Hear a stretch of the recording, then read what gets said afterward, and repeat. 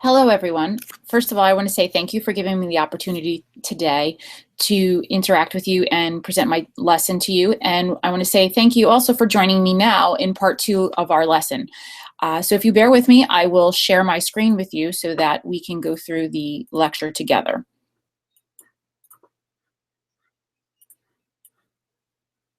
Okay, so we looked at examples today about adaptations and natural selection on St. Thomas. Let's delve a little bit deeper into the how of natural selection and how it's related to species fitness. So imagine that you're 22 years old and you have been offered the opportunity of a lifetime, and that's to sail around the world. You can visit many islands and many continents and explore many different climates. You might even make some discoveries that might change the world. Well, this is exactly what happened to Charles Darwin in 1892. He was offered the opportunity to sail on the HMS Beagle around the world and visit many different islands and continents. One of the places that he visited were the Galapagos Islands, which are located off the coast of South America. He noticed that there were very similar organisms among the islands, although those organisms had some very significant differences. So he got kind of curious and started studying them further. He collected samples, he looked at fossils, he started taking notes, and all of this work that he did would later lay the groundwork for explaining the diversity of life on Earth. So a little bit about the Galapagos Islands. Each island has its own unique climate depending on where it's located. Some climates have a very lush environment, lots of rainfall, very similar to a rainforest. For example, Isabella Island would be one of those islands. Hood Island, which has a desert-like environment.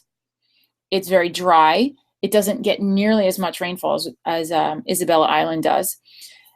Each of those islands has animals and plants and reptiles that are suited to the particular island that they are found at. So for instance, there are tortoises on Hood Island that eat very low-growing vegetation because that's all that really grows there. They have a different shaped shell than those that are located on Isabella Island, which has very rainforest-like characteristics. The organisms on rainforest-like islands, which is Isabella Island, actually has to reach for their vegetation. So they have a notch in their shell that allows their neck to be able to do that. They have longer necks than those that are found on Hood Island. So what Charles Darwin noticed was that there were a lot of different characteristics among the species that he found on all those islands, and they could be indicative of the island it was found on. And then he started to question and wonder, was there a common ancestor that all these similar organisms possessed? You know, we talked about the tortoiseshells. Some of the other organisms he looked at were finches. He looked at iguanas. He looked at different vegetation. So he looked at a lot of different types of animals and plants during his study time. What he concluded was that the organisms that were on Galapagos Islands were very similar to those that were on the continent of South America. However, there were very different characteristics or traits or adaptations that those similar organisms had. So the organisms that were in the Galapagos Islands had very similar traits to one another. They looked kind of like some of those that were on the various islands, just very similar to those that were on the continent of South America, but they had some very distinct characteristics that made them different.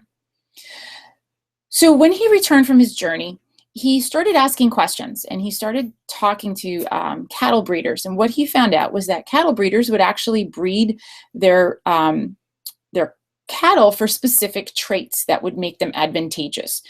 As a result of his discussions and all his note-taking and his studies, he concluded that specific traits were passed down from parent to offspring.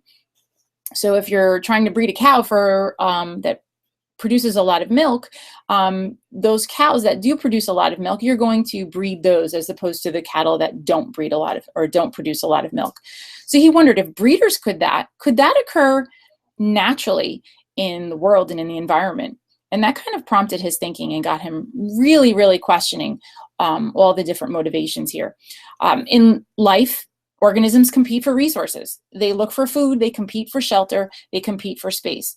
those organisms that are best adapted at obtaining those resources are the ones that are going to survive. Those successful adaptations that organisms have allow it to survive and reproduce, which in turn give rise to organisms with those same traits and adaptations, which is what we know as natural selection. So let's look at a couple of local examples. For instance, in our Barnegat Bay area, we have very many barrier islands, like for instance, Island Beach State Park. You have Long Beach Island. If you've ever visited those areas, you notice that one side of the island, that the side that slopes towards the beach, has usually very minimal vegetation, especially when it's closer to the water. The opposite side of the island, the side that faces the lagoon, usually has a lot more vegetation. For instance, American beach grass, you'll find growing high on the dunes. You also find it growing on the lagoon side. And that's because it has less contact with the tides than the beach sloping or the tide sloping side does. Those organisms that are found on the lagoon side are best adapted for those harsh conditions, because they do have to interact with salt spray and very high winds. They're a lot better adapted than, let's say, something like a maple tree or a sassafras tree that can't handle that high velocity of wind and salt spray. The maritime forest, on the edges of a salt marsh, they're prone to a lot of high winds, so we don't generally see a lot of trees. They have a lot of sandy soils, they have a lot of salt spray from the estuary. So only vegetation that can tolerate those harsh conditions will thrive in those areas. However, if you go slightly inward from an estuary, usually you'll find pitch pine trees, you'll find red maple trees, you'll find sassafras trees. And while they are still close to the ocean, they don't have that high impact spray like the organisms that are closer to the marsh. And as a result, they are home to organisms like raccoons and ospreys and great horned owls. The last example I want to bring up about adaptation and natural selection, most species, it takes a long time before we see changes that promote natural selection. However, there is one organism in particular where we can really look at and see natural selection and adaptations occurring right before our eyes. And that has to do with bacteria. Most notably, something called MRSA, which I'm sure many are familiar with, stands for methicillin-resistant Staphylococcus aureus. Basically, because of the advent of overuse and misuse of antibiotics, not finishing a prescription of antibiotics when one's sick, being prescribed and taking antibiotics when one has the cold. Colds are viruses, are caused by viruses, and antibiotics do not work on viruses. As a result, the bacteria that are thriving and that are circulating become resistant to those drugs. They reproduce and make more bacteria that have those similar traits that are resistant to things like MRSA. There's actually another bug, superbug, that we call VRSA, which is vancomycin-resistant Staphylococcus aureus, which is evolved the same way MRSA has. It's actually kind of like a step up from MRSA. The scientific community is running out of solutions because, with the advent and the overuse of antibiotics, there's only so much we can do to treat some of these things. So if you notice now, the doctor's thinking is completely different now as it was maybe 20 years ago with the prescribing of antibiotics. So I want to say thank you. We will continue with the why of natural selection in the next lecture series. I want to say thank you once again for joining us, and I hope you have a wonderful day.